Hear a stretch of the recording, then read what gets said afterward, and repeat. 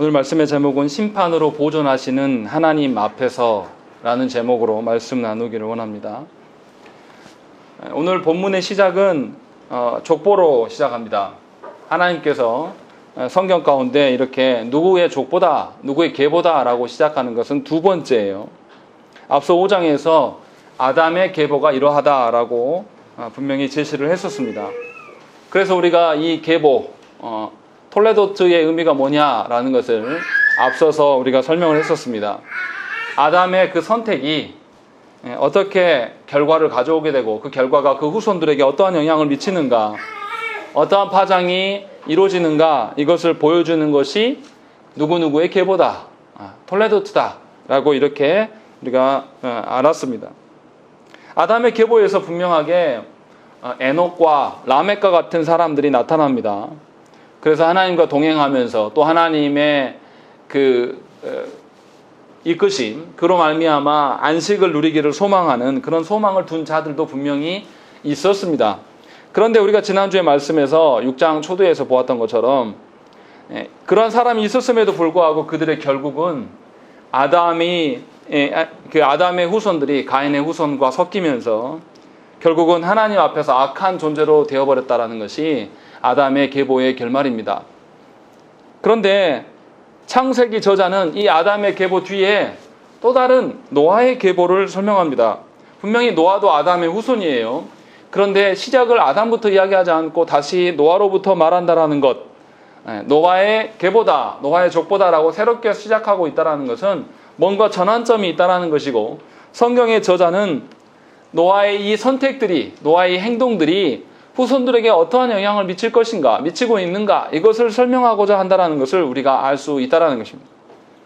그러면 이 노아가 하나님 앞에서 어떠한 것들을 선택하게 되는 것이고, 노아의 그 선택들이 어떻게 결과로 드러나는 것인가, 이런 중점적으로 오늘 말씀을 통해서 우리가 보아야 됩니다.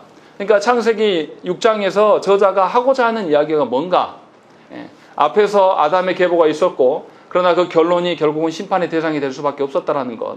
그런데 또 다른 계보를 하나님께서 제시하고 계신다라는 것에서 봤을 때 도대체 6장에서 말하고자 하는 바가 무엇인지를 우리가 명확하게 알 수가 있다는 것이죠.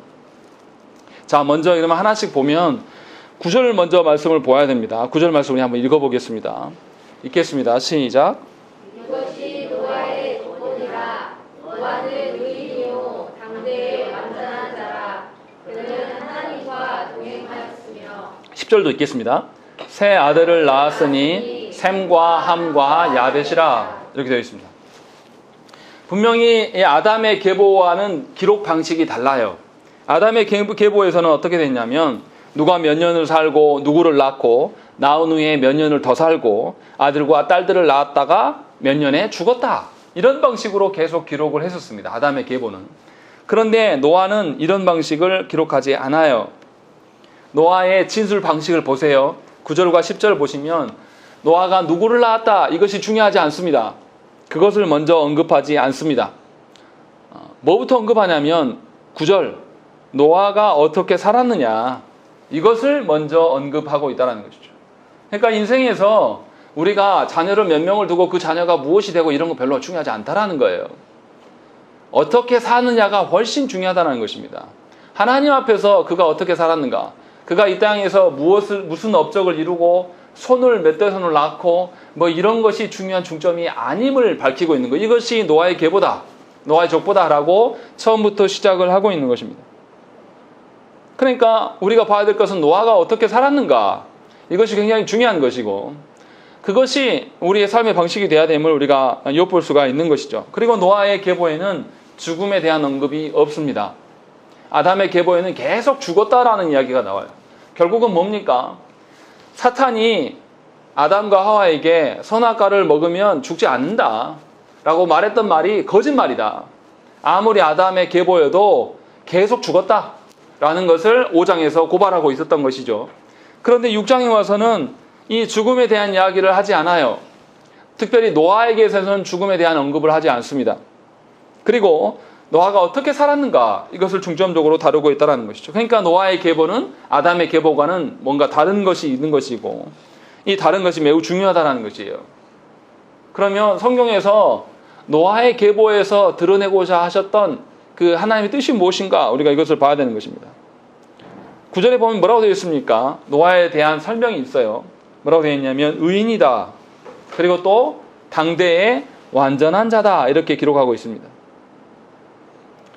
이전까지는 타락한 인간 앞에서 하나님께서 어떻게 행하시는지를 주로 다뤘습니다. 그런데 갑자기 노아에게서 모든 관심이 집중되고 있어요. 우리 앞에서도 보면 1, 2절은 인간의 타락상만을 고발하고 무려 3절부터 8절까지는 하나님이 어떻게 하심을, 하나님의 감정이 어떠함을 이런 거를 설명해요. 그래서 앞에 본문에서의 중점적인 주인은 누구냐면 하나님의 어떠하심을 설명하고 있는 거예요. 그런데 9절부터 넘어오면서 어떻게 합니까? 노아의 어떠함을 말하기 시작합니다. 그런데 그 노아가 의인이라고 이야기를 해요.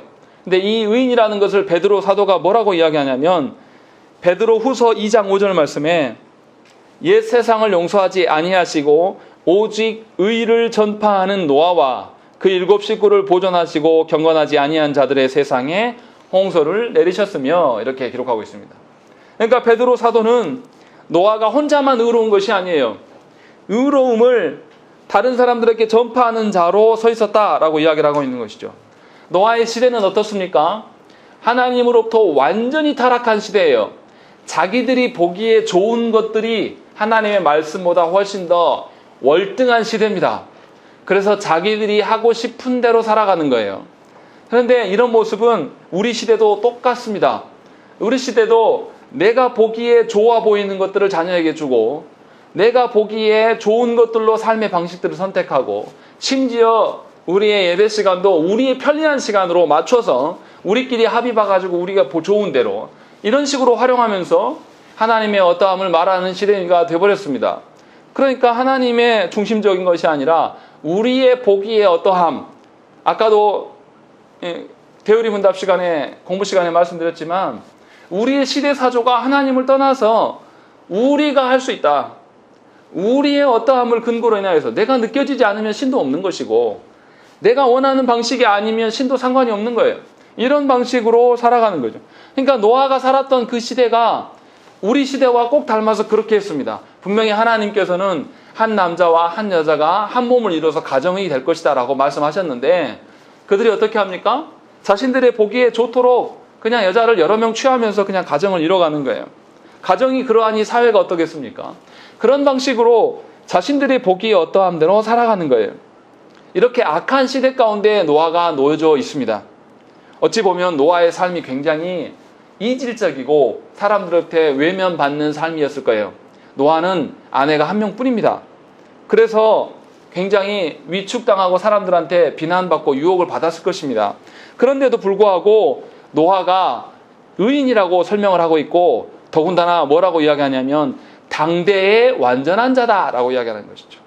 이 말은 무슨 뜻이냐면 예수님처럼 하나도 흠이 없이 완벽하다는 뜻이 아니에요.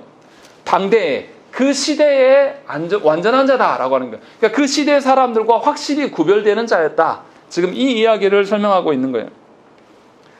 그래서 바로 이어지는 문장이 당대의 완전한 자라고 설명을 하고 그 시대 사람 모두가 하나님을 떠나서 자신들의 삶의 방식을 고집하고 있음에도 불구하고 노아는 그런 방식대로 살지 않았다라는 거예요.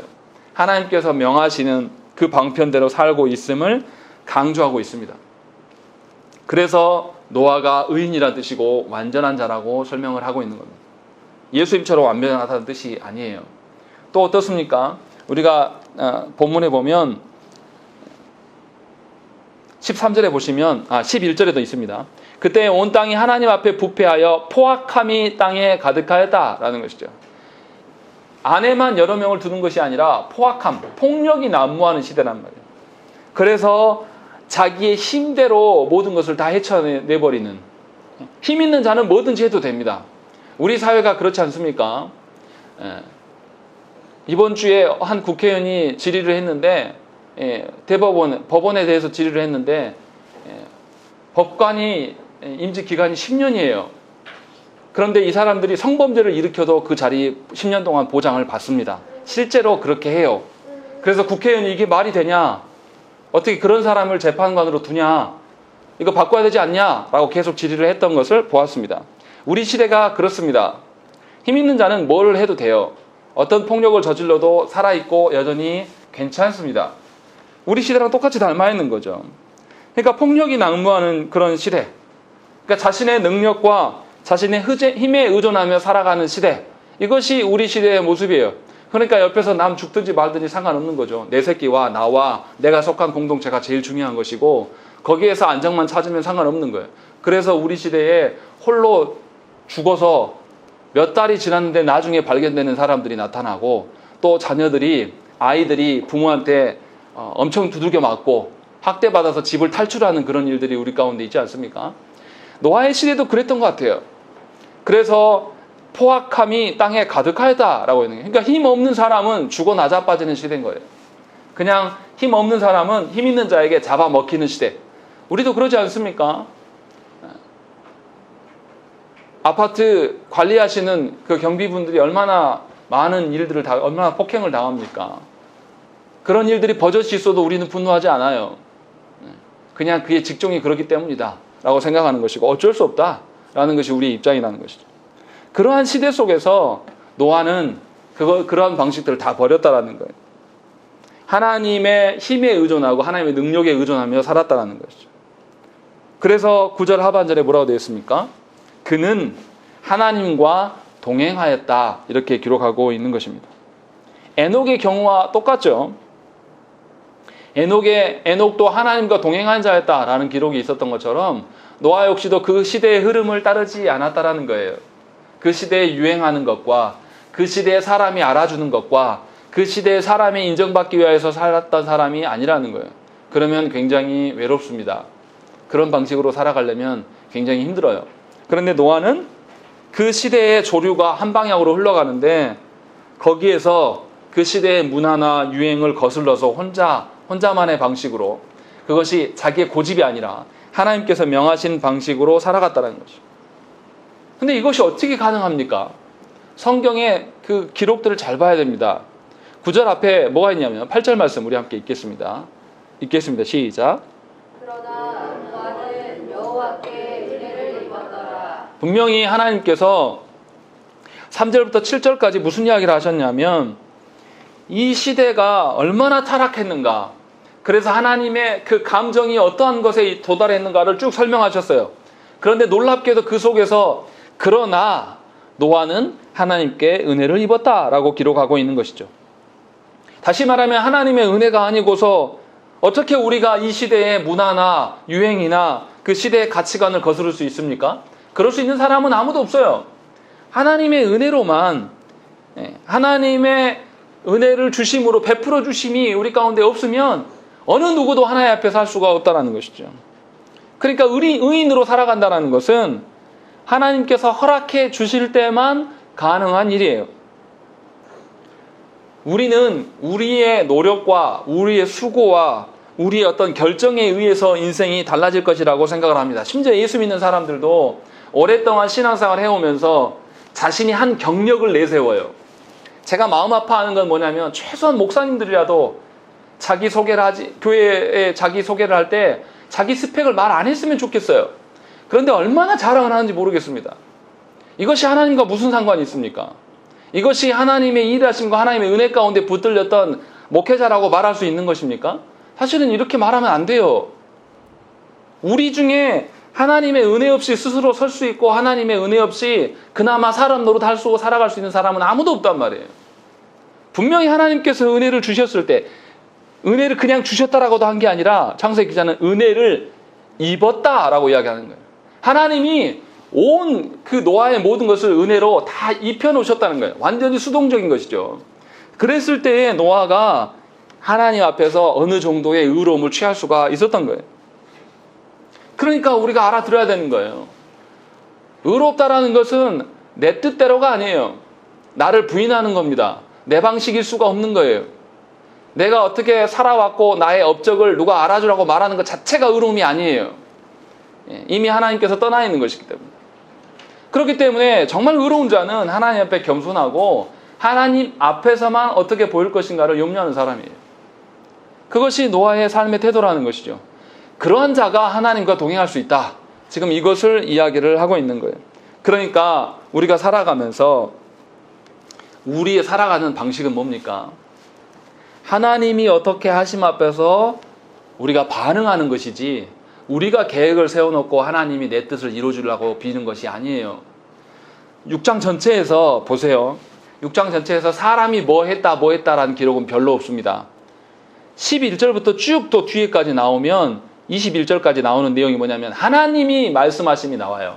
하나님이 이렇고 또 심판이 오게 될 텐데 심판 앞에서 네가 이것을 준비하고 내가 이렇게 할 것이다 라는 것들, 그리고 언약에 대한 이야기들 하면서 하나님이 어떻게 행하시고 어떻게 말한다 라는 이야기만 쭉 기록하고 있는 거예요. 그러니까 6장 전체의 내용은 아까도 말했지만 1, 2절에서 사람의 어떠함, 그리고 9절과 10절에 사람의 어떠함을 이야기하는데, 노아의 어떠함을 이야기하는데 그것마저도 8절에서 하나님이 은혜를 주어서 그렇게 한 거다라고 이야기하는 거예요. 그러니까 6장 전체에서는 뭐냐면 주체가 누구냐면 대부분 다 하나님이에요. 사람이 아니란 말이에요. 대부분 다 하나님이 어떻게 행하실 것들을 말하고 있는 거예요. 그러니까 하나님의 계획 앞에서 노아는 뭐 하는 겁니까? 하나님의 계획 앞에서 명하신 바대로 순종만 하는 거예요. 그러니까 모든 세상사와 구원의 그 역사는 하나님의 손에 달려있고 하나님의 주권을 인정해드리는 그런 사람이 하나님의 구원 역사 가운데 쓰임받는 것이지, 우리가 뭔가 힘을 기르고 우리의 능력을 길러서 우리의 계획대로 무엇인가를 해나가는 것, 그것이 구원 역사에 참여하는 것이 아니란 말이에요. 그러니까 여러분들이 힘이 없어도 돼요. 여러분들이 하나님 앞에서 지금까지 바른 인생을 살지 않았어도 상관없어요. 누가 하시니까요? 하나님이 하실 거거든요. 하나님의 능력으로 해나가실 거란 말이에요. 그런데 우리는 어떻게 하냐면 자꾸만 세상적인 내 기준으로 우리 가정은 돈도 없고 우리 가정은 능력도 없고 화목하지도 않고 뭐도 없고 이런 방식으로 했을 때 하나님 앞에 나는 할 것이 없다 라고 말한다는 거죠. 또는 우리 가정은 화목도 있고 돈도 많고 뭣도 있으니까 내가 한다, 이런 이 양극단에 서 있는 거예요. 대부분의 성도들이 다 이렇습니다. 그러나 하나님께서는 그것을 바라신 적이 한 번도 없어요. 하나님 뭘 아쉬워서 우리를 부릅니까? 그게 아니란 말이에요. 하나님의 계획 앞에서 우리가 어떻게 순응할 것인가? 나는 능력 없어도 하나님이 나를 왜 불렀습니까? 능력 주시려고 부르신 거예요. 그런데 우리는 하나님의 부름 앞에서 뭐라고 합니까? 내가 능력 없기 때문에 덜덜 떨어요. 왜 그렇습니까? 하나님의 주권을 인정해 드리고 싶은 마음이 없어요. 하나님의 주권보다 누가 보이는 거예요? 내 힘, 내 능력, 나의 어떤 영향력, 이런 것이 훨씬 많이 보이는 거예요. 없는 사람은 없는 대로 덜덜 떨고 있는 사람은 있는 대로 하나님과 무관하게 자기 자랑을 펼치는 것. 이것이 교회의 양극화예요. 이것이 우리의 삶의 태도라는 것이죠. 그러나 분명하게 창세기 저자는 우리에게 그렇게 말하지 않습니다. 노아가 잘났고 노아가 뭐 어떻다 이런 이야기 안 해요. 다 하나님의 은혜 가운데 있었던 것이고 전부 다 하나님이 하신다라는 것을 우리에게 말씀하고 계신다는 것이죠. 그러면 이제 우리가 하나 더 생각해 봐야 돼요. 그럼 하나님이 이렇게 은혜를 베푸시는 분인데 왜 하나님은 심판하여서 모든 인류를 죽이려 하십니까? 이것이 우리의 의문이에요. 왜 하나님은 심판하시면서 그 많은 사람들을 다 죽이려 하십니까? 우리가 홍수 하면 뭐가 떠오릅니까? 하나님의 심판이 떠오릅니까? 하나님의 은혜가 떠오릅니까? 대부분 성도들이 홍수 하면 다 심판으로 생각을 합니다. 그렇다면 우리가 한번 생각을 해봐야 돼요. 하나님께서 창조하셨는데 창조한 모든 세계를 인간에게 맡겨놓으셨어요. 근데 인간이 실패해요. 계속 하나님을 멀리하고. 그래서 하나님께서 새 판을 짜려고 지금 이 심판을 하시는 것일까요? 도대체 하나님의 심판의 목적은 뭐일까요? 하나님의 심판의 목적은 놀랍게도 구원입니다. 다 악한 자들을 죽이려고 하는, 처벌하시려고 하심이 아니라는 것이죠. 생각을 해보세요. 창조 기사에서도 우리는 창조된 피조 세계가 어떻게 되어져 가는 것에만 우리가 집중을 해요. 그래서 6일 창조에 대한 것들은 말을 많이 하지만 7일 하나님의 안식함에 대해서는 말하지 않습니다. 그런데 분명하게 7일째 하나님이 복 주심으로 말미암아 모든 피조 세계가 기동할 수 있었다라는 것을 우리가 말씀을 통해서 보았습니다. 다시 말하면 하나님의 창조를 통해서 보아야 될 것은 피조 세계의 어떠한 됨됨이를 보는 것이 아니라 하나님의 어떠하심을 거기에서 보는 거예요. 그러니까 창조에서 하나님의 어떠하심을 보았던 것처럼 심판에서도 하나님의 어떠하심, 하나님의 뜻을 보아야 되는 것이에요. 심판으로 말미암아 내가 무슨 처벌을 받고 내가 어떤 지경에 놓일 것이다, 이것이 집중되어지는 것이 아니라 도대체 하나님이 심판을 통해서 무엇을 드러내고 하시는가, 하나님이 왜 이렇게 나를 심판하시듯이 대하는가, 이것을 우리 인생사의 주된 관점으로 봐야 돼요. 여러분들이 당해져 있는 처지와 그 상황에 놓여가지고 왜 내가 이곳에 있어야 되는가를 고민해야 될 것이 아니라 하나님이 무엇 때문에 나를 이곳에 두셨는가를 고민하시라는 거예요. 그렇지 아니하면 하나님의 뜻과 아무런 상관이 없는 겁니다. 창세기 기자는 6장을 동일한 패턴으로 설명하고 있습니다. 이미 앞에서 말씀드린 것처럼 1, 2절에서 인간의 타락을 설명합니다. 그리고 3절부터 7절까지 하나님의 감정이 어떠하시고 한탄하고 계심을 기록하고 있어요. 그러니까 주로 하나님을 집중적으로 다루고 있고, 또 11절부터 12절에 땅이 타락함에 대한 이야기를 해요. 인간의 타락으로 말미암아 땅이 타락해버렸다라고 이야기를 해요. 그리고 13절부터 21절까지는 그 타락한 땅을 하나님께서 어떻게 다루어 가시는가라는 것을 기록하고 있는 거예요. 그러니까 창세기 6장 전체는 뭐냐면 심판을 말하는 것이 아니에요. 하나님을 말하고 있는 겁니다. 하나님이 불의와 죄악에 대해서 어떻게 반응하시는가를 말하고 있는 거예요. 우리 입장에서만 자꾸 살피니까 인간이 홍수로 다 죽겠지, 죽으니까 심판이네, 이것만 바라보는 거예요. 그런데 하나님 입장에서 하나님이 죄를 어떻게 다뤄가시는 분이신가, 하나님이 죄에 대해서 어떻게 반응하시는가를 우리가 봐야 된다는 것이죠. 그러니까 6장에서는 홍수의 어떠함을 말하는 것이 아니에요. 사실 홍수의 어떠함을 말하면 뭘 설명해야 되겠습니까? 기자가 생각을 해보세요. 기자가 막 비가 엄청 와가지고 나왔을 때 리포터가 어떻게 이야기합니까? 네, 지금 저는 뭐 강물이 넘치는 어디 현장에 나왔는데 여기서 사람이 몇 명 빠져 죽고 물이 얼마큼 넘치고 홍수의 어떠함을 계속 기술할 거예요. 그런데 놀랍게도 6장은, 창세기 6장은 홍수의 어떠함 이야기하지 않아요. 홍수에 비가 얼만큼 오고 뭐가 어쩌고 저쩌고 이런 이야기 별로 안 합니다. 하나님이 어떻게 할 거다, 하나님이 어떻게 할 거다만 계속 이야기를 하고 있다는 거죠. 그러니까 우리는 심판을 봐야 될 것이 아니라 홍수를 통해서 하나님의 말씀하심을 봐야 돼요. 분명히 홍수가 일어날 것이고 홍수를 어떻게 방비해야 될 것들을 하나님께서 말씀하시는 거예요. 또한 방주 안에서 어떻게 먹고 살아가야 될 것들을 하나님께서 일러주시고 피조세계의 동물들을 어떻게 지키고 보존할 것인가를 노아에게 명령하고 있다는 것입니다. 그리고 더더욱 놀라운 것은 뭡니까? 우리가 읽질 않았지만 7장 15절과 16절 말씀을 한번 읽어보시죠. 7장 15절 16절 읽겠습니다. 시작.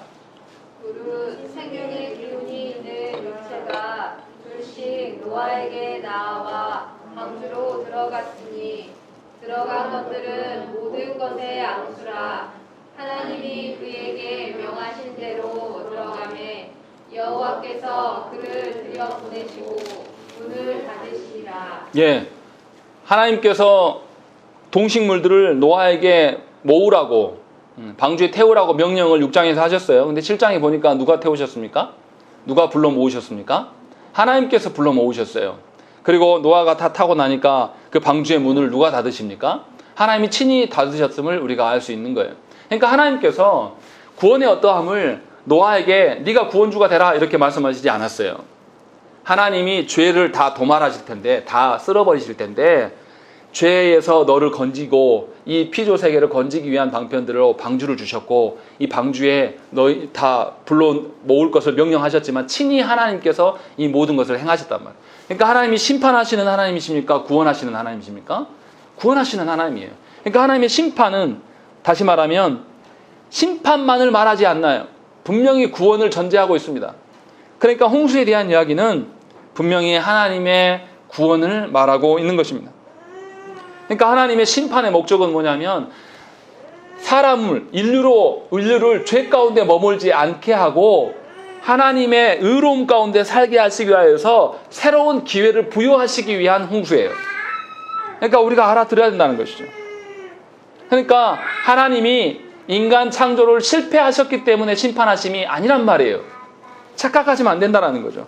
시편 29편 10절 말씀에 뭐라고 기록되어 있냐면 여호와께서 홍수 때에 좌정하셨으며 여호와께서 영원하도록 왕으로 좌정하시도다 라고 되어 있습니다. 놀라운 것은 뭐냐면 하나님께서 홍수 때에 왕의 자리에 오르셨다라고 말하는 거예요. 우리가 볼 때는 심판에서 다 실패한 것처럼 보이는데 그게 아니고 하나님께서는 왕으로서 홍수를 통해서 모든 피조 세계를 여전히 당신의 방법대로 다스려 가고 계신다. 이것을 시편 기자는 이야기를 하고 있는 겁니다.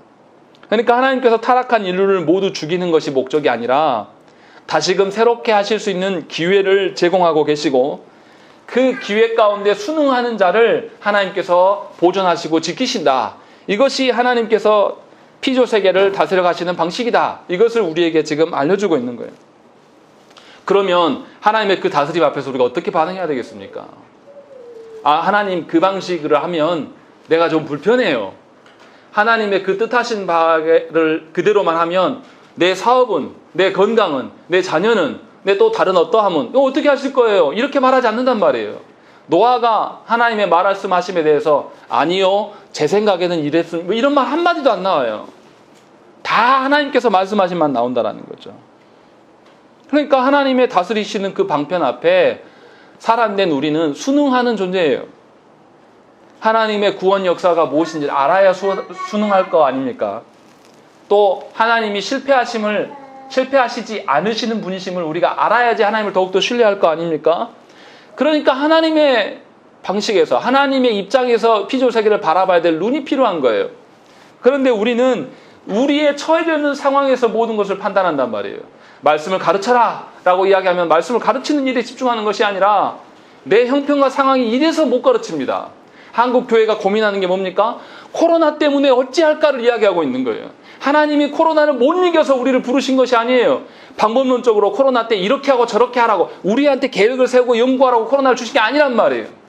여전히 변함없이 우리는 목양하는 일에 열심히 하고 하나님 뜻이 뭡니까? 우리가 거기에 순응하겠습니다라는 그것을 물어야 되는데 한국교회는 계속해서 코로나 시대에 어떻게 방편을 우리가 무슨 지혜가 있어서 그것을 짭니까? 우리가 무슨 능력이 있어서 그것을 벗어날 수가 있어요? 하나님이 막으시면 우리는 그 안에 머물러야 돼요. 그런데 놀랍게도 교회가 그 고민을 하고 있는 겁니다. 여전히 하나님을 왕으로 여기지 않고 여전히 하나님의 주인 되심을 인정하지 않기 때문에 계속 내 처지와 상황을 내가 말씀대로 자녀를 키우고 말씀대로 가정을 이뤄가야 되고 말씀대로 교회를 세워가야 되는데 우리 교회는 조그만해서요. 우리 가정은 뭐가 어때서요? 우리 자녀는 뭐가 어떻고 이 이야기만 하고 있는 거예요. 우리가 언제 하나님의 주인 되심을 인정하려고 합니까? 도대체 언제 하나님의 구원의 역사를 이뤄가시면 우리가 편승하여서 하나님의 뜻대로 해보겠습니다. 당신이 명하셨으니까 능력도 주십시오. 우리 능력 없는 거 아시지 않습니까? 해볼랍니다. 이런 고백이 우리 가운데는 왜 드러나지 않느냐 이 말이에요. 여전히 형편 내가 좀 더 좋아지면 이렇게 하랍니다. 그럼 본인이 주인인 거죠. 지금 창세기 6장에서는 계속 그 이야기를 하고 있는 거예요. 하나님은 이렇게 하실 것이다. 이 하나님의 이렇게 하시면서 노아 너는 이것을 준비하고 이렇게 순응해라 라고 이야기해요. 그러자 노아가 22절에 뭐라고 합니까? 읽겠습니다. 시작. 노아가 그와 같이 하여 하나님이 자기에게 명하신 대로 다 준행하였더라. 예, 하나님이 명하신 대로 다 준행했다라는 거죠. 노아가 생각이 없었을까요? 노아가 산꼭대기에서 방주를 지을 때 미친놈 소리 안 들었겠습니까? 얼마나 많은 사람들로부터 너 뭐하냐? 정신 좀 차려라는 소리 안 들었겠어요? 너 지금 처자식 먹여 살리고 돈 벌어야지 지금 네가 산꼭대기에서 이거 뭐하는 짓이냐? 이런 이야기 안 들었겠습니까? 우리가 어떻게 살아야 됩니까? 일반적으로 인생의 성공은 그 일이 현재적으로 잘 되고 있느냐 잘못되고 있느냐로 판단합니다. 그래서 성공과 실패를 결정해요. 다시 말하면 내 일이 잘 되면 하나님께 감사하고 뿌듯해요. 반면에 내 일이 잘 풀리지 않으면 우리는 어떻게 합니까? 당황해하고 낭망하고 눈물 짓습니다. 하나님의 일하심과 하나님이 우리를 계속 보존하심에 대한 신뢰는 요만큼도 없는 거예요. 그냥 다른 사람들이 나를 뭔가 나에게 해코지를 하고 나에게 가슴 아픈 이야기를 하면 그걸로 인하여서 요동을 치는 거예요. 그러나 분명하게 하나님은 홍수 속에서도 당신의 구원 계획을 이루어가고 계신다는 것이죠. 실패하지 않으셨다는 거예요. 베드로전서 3장 20절에 뭐라고 되어 있냐면 그들은 전에 노아의 날 방주를 준비할 동안 하나님이 오래 참고 기다리실 때에 복종하지 아니했던 자들이라. 방주에서 물로 말미암아 구원을 얻은 자가 몇 명뿐이니 겨우 8명이라 라고 되어 있는 거예요. 베드로 사도는 이 홍수를 뭐라고 하냐면 심판이라고 이야기하지 않고 구원이라고 이야기를 하고 있어요. 분명히 뭐라고 그러냐면 방주에서 물로 말미암아 구원을 얻었다라고 이야기를 하고 있는 거예요. 그러니까 베드로 사도는 이 홍수를 절대 심판으로 보지 않고 구원으로 바라보면서 물 때문에 구원받았다라고 이야기를 하고 있는 것입니다. 왜요? 홍수를 주관하신 분이 하나님이시기 때문에, 하나님이 행하시는 것이기 때문에 구원받은 백성들에게는 이게 소망이에요. 다시 말씀드리면 코로나가 코로나로 인하여서 세상이 우리를 핍박한다? 웃기지 마세요. 하나님은 우리를 살아있을 때뿐만 아니라 죽었을 때까지 영원히 우리의 왕 되시고 당신의 자녀들을 보존하시는 하나님이란 말이에요. 그렇다고 코로나를 막 걸려라 이런 뜻은 절대 아니에요. 교회가 코로나에 대해서 대비를 하지 말자 이 뜻도 아닙니다. 대비해야 돼요. 그러나 하나님이 행하시는 거예요. 이 코로나를 하나님이 아닌 다른 걸로 어떻게 설명합니까? 과학으로 코로나를 지금 이겨내고 있습니까? 못해요. 하나님이 하시는 거면 우리는 거기서 뭘 봐야 되겠습니까? 하나님의 뜻을 봄으로 말미암아 소망을 봐야 돼요. 오히려 코로나 때문에 진짜 가짜 신짜가 지금 정리되고 있지 않습니까? 교회들마다 목사님들이 물어보면 예배 회복이 잘 안 돼요. 옛날에 예배 드렸던 수의 60% 내지 50%로 다 떨어졌습니다. 좀 건강했던 교회들은 한 10% 정도만 떨어져 나갔어요. 다 가짜 성도예요. 오히려 하나님께서 무슨 일인지 우리가 설명할 수 없지만 진짜 성도만이 예배할 수 있는 환경으로 하나님 내몰고 계신다는 거예요. 지금까지 한국 교회 안에 거품이 끼어서 가짜 성도들로 의시되는 그런 거짓된 목사들도 이제 의시될 수 없는 환경을 하나님 만드실 것이고 앞으로는 대형 교회 예배하기는 더 힘들어질 겁니다. 이런 질병은 오히려 작은 교회들이 목양할 수 있는 교회들을 하나님께서 일부러 뒤흔들고 계시는 거예요. 대형 교회들 얼마나 욕먹고 있습니까? 이 한국교회 양대 교단이라고 하는 통합중과 합동중에서 내놓으라고 하는 두 큰 교회가 코로나가 걸려가지고 얼마나 욕먹고 있어요. 이런 것만 봐도 이 코로나가 문제가 아니에요. 하나님께서 행하고 계심을 우리가 발견하면서 베드로는 홍수를 문제로 보지 않고 홍수 그 물로 말미암아 구원받았다라고 이야기를 하고 있는 거예요. 그러니까 우리 인생의 문제에서 고난처럼 보여지는 역경처럼 실패처럼 보여지는 것이 사실은 문제가 아니에요. 오히려 하나님의 주인 되심이 훨씬 더 중요한 이야기가 되는 것입니다. 그리고 베드로전서 3장 21절에 뭐라고 되어 있었냐면 물은 예수 그리스도께서 부활하심으로 말미암아 이제 너희를 구원하는 편이 곧 세례라. 이는 육체의 더러운 것을 제하여 버림이 아니요 하나님을 향한 선한 양심의 간군이라. 이렇게 기록하고 있는 거예요. 홍수로 말미암아서 누구만 구원받는 거예요? 진정한 하나님의 자녀들만 구원받는 거예요. 홍수가 없었다라면 누가 하나님의 자녀고 누가 하나님의 선택된 자녀인지를 알 수가 없어요. 그러나 홍수로 말미암아서 분명하게 구원의 어떠함이 드러나고 있는 것이죠. 그래서 베드로 사도는 물은 그리스도의 부활이다. 구원의 표인 세례다라고 말씀하고 있는 것이죠. 그리고 이 홍수는 하나님을 향한 선한 양심의 간구가 될 수 있다라는 거예요. 우리가 언제 기도합니까? 우리가 언제 하나님을 찾아와서 엎드려요? 우리가 언제 기도 생활하면서 그것이 내 생명인 양 살아본 적이 있습니까? 일이 안 되고 삶이 지긋지긋해져야지 우리가 기도하는 그런 존재들 아닙니까? 하나님은 그렇게 해서라도 우리를 구원하시기를 원하세요. 그래서 여러분들에게 인생의 고난과 낭만과 괴로움을 계속 해결하지 않고 두시는 거예요.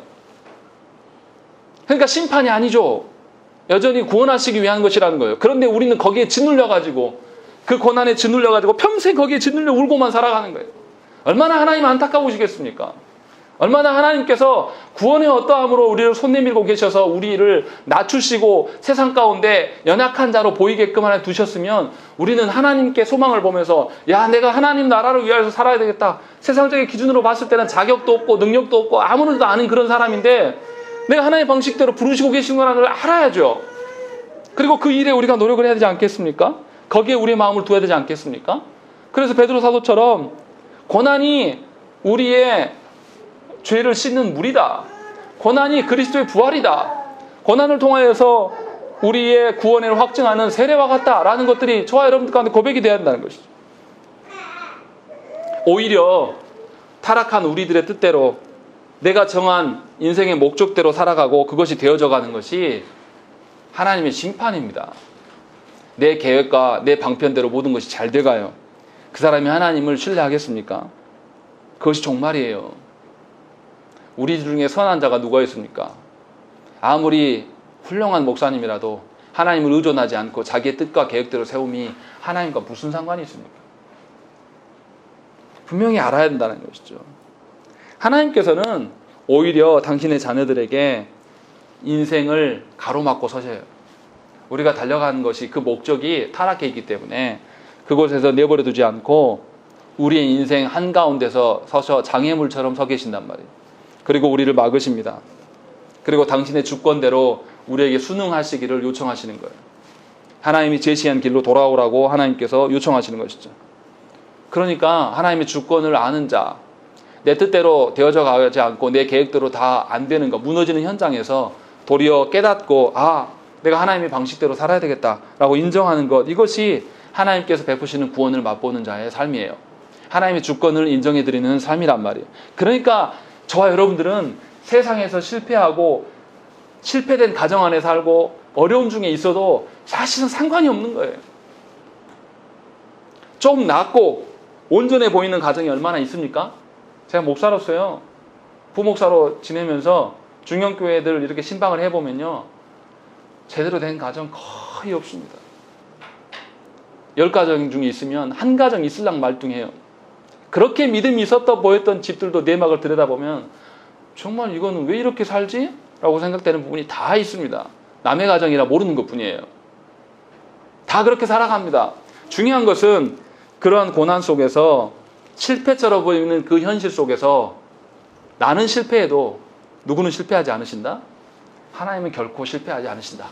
라는 것을 저와 여러분들이 아셔야 되는 거죠. 우리가 실패해도 하나님은 우리를 실패케 놔두지 않으실 겁니다. 하나님의 영광은 우리가 실패했다고 해서 훼손되지 않습니다.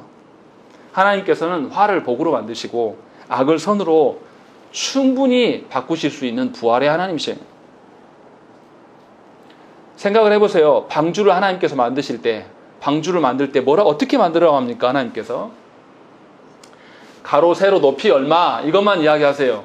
이상하지 않습니까? 배를 만들려면 어떻게 만들어야 돼요? 뭐가 있어야 됩니까? 나아갈 방향이 필요하니까 앞에는 유선용으로 만들어야 되고, 또 바람을 탈 돛도 있어야 되고, 그 다음에 노도 있어야 되고, 뭐 이런 이야기가 있어야 되지 않겠습니까? 그런데 성경에는 그 한마디도 없어요. 그냥 네모 상자 만들어라 이거밖에 없어요. 그리고 역청 잘 치래라, 물 안 새게. 노아가 하나님 배라며요. 배인데 왜 이렇게 만듭니까? 내가 아는 배에 대한 지식들은 앞에 뒷부분이 유선형이어가지고 또 바람도 맞아야 되니까 또 닷도 필요하지 않습니까? 어디에 정박하려면. 이게 배지 이게 뭡니까? 이렇게 물어볼 만해요. 성경에서 이 방주라는 단어를 한 군데 더 나옵니다. 거기가 어디냐면 모세가 아기였을 때 어미가 요게벳이 모세를 어디다가 담겨서 그 나일강에 띄워보냅니까? 바구니. 그 바구니가 나아갈 방향을 압니까?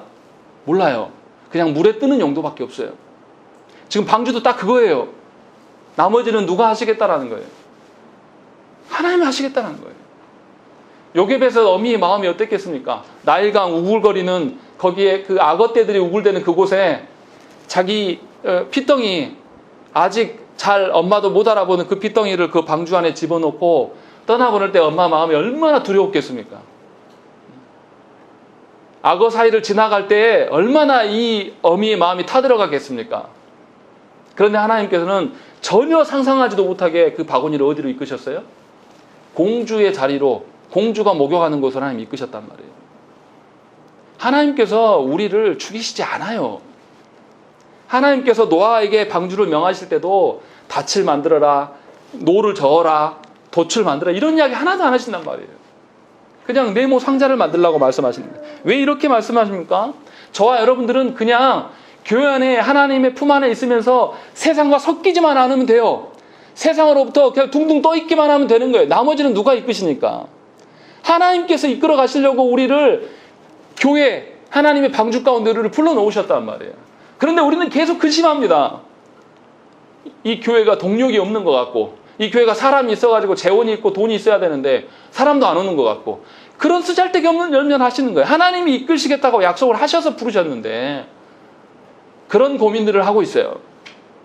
누가 하나님의 주인 되심을 인정합니까? 누가 하나님의 주인 되심으로 인해서 기뻐하고 즐거워하고 거기서 안식을 취합니까? 노아가 그렇게 취하고 있는 거예요. 저와 여러분들이 오늘 말씀을 통해서 그것을 부르고 있는 거예요. 하나님께서 우리를 지명해서 불렀습니다. 그래서 당신의 방주 안에 태워놓으셨어요. 방주에는 나아갈 방법도 없고 아무것도 보이지 않아요. 그저 하나님께서 먹이고 입히실 거예요. 우리 인생이 어떠합니까? 어떠해야 됩니까? 우리 스스로 판단하고 우리 인생이 뭐 어떻고 저떻고 하는 것이 아무런 의미가 없어요. 우리의 실패요? 하나님 앞에서는 아무런 가치가 없습니다. 우리의 성공과 잘남이요? 도리어 하나님 앞에서는 장애물이 되는 것밖에 되지 않습니다. 12절에 보세요. 12절 말씀을 한번 읽겠습니다. 읽겠습니다. 시작.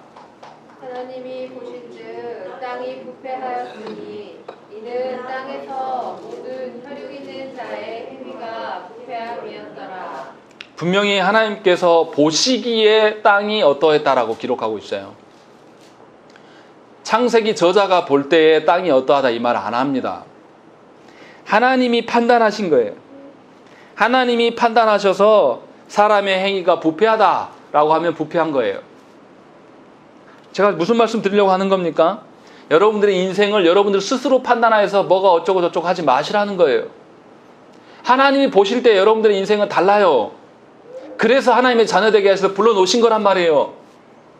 그런데 여러분들 스스로가 판단하면서 내 인생이 어떻고 내 팔자가 어떻고 이런 거에 파묻혀 지내는 거예요. 하나님 보시기에 얼마나 안타깝겠습니까? 또 우리의 의지는 얼마나 약합니까? 판단을 하는 것도 문제지만 의지도 굉장히 약해요. 우리의 의지로 우리가 하나님의 뜻대로 살아갑니까? 하나님의 은혜가 있어야지 살아가는 거예요.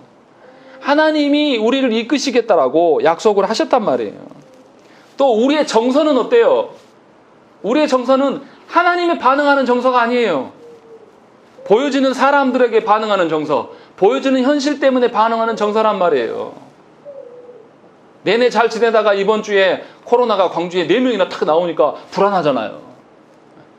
이런 썩어빠진 정서예요. 우리의 정서들은.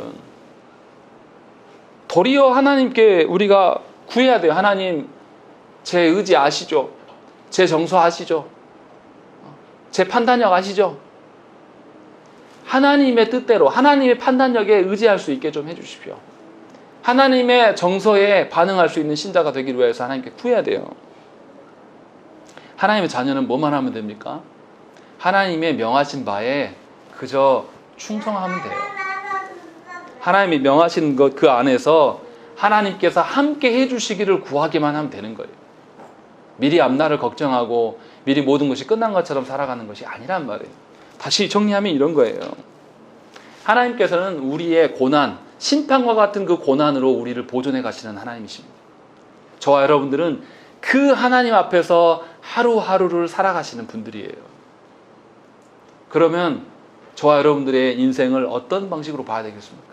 하나님이 보시는 그 눈으로 우리 인생을 볼 수 있기를 소망해야 돼요. 하나님께서 주셔서 또 일주일 동안 살아갈 터인데 하나님 내 판단이 아니라 하나님의 판단을 저에게 좀 알려주십시오. 제가 너무 무지하니까 보여지는 것을 인하여서 낭망하고 괴로워하고 좌절할 때가 많습니다. 그러나 하나님은 분명히 뜻이 있어요. 하나님 계획은 있으시지 않습니까? 그 계획대로 우리를 부르고 계심을 믿기를 구하셔야 되는 것이죠. 그리고 우리 모두가 하나님의 그 이끄심 속에 우리가 살아가면 더 이상 우리의 인생의 고난은 고난이 아니에요. 구원의 찬란함으로 우리가 빛을 볼 겁니다. 그리고 그 고난 중에서도 우리는 웃을 수 있어요. 기뻐할 수 있을 것입니다. 왜냐하면 하나님의 손길을 보기 때문에. 그러한 자가 그 지금 처해져 있는 환경 속에 짓눌려서 살아가겠습니까? 그럴 일이 없어요. 우리의 마음이 온전히 하나님께 붙들려지고 하나님의 은혜 가운데 설 때 하나님은 우리를 바꾸셔서 당신의 이름으로 우리를 새롭게 하셔서 반드시 하나님 나라의 가치들을 이 세상 가운데 증명하는 자들로 우리를 사용하십니다. 우리가 바라옵기는 그러한 하나님의 도구 되기 위하여서, 그래야 해서 우리 모두가, 우리 교회 정향교회에 속한 모두가 당대의 의인이다, 하나님과 동행한 자였다라고 하나님께서 인정해 주시기를 소망하는 삶을 사셔야 된다는 것이죠. 그것이 여러분들의 소망이고 기쁨이 되시기를 간절히 축원합니다. 함께 기도하겠습니다.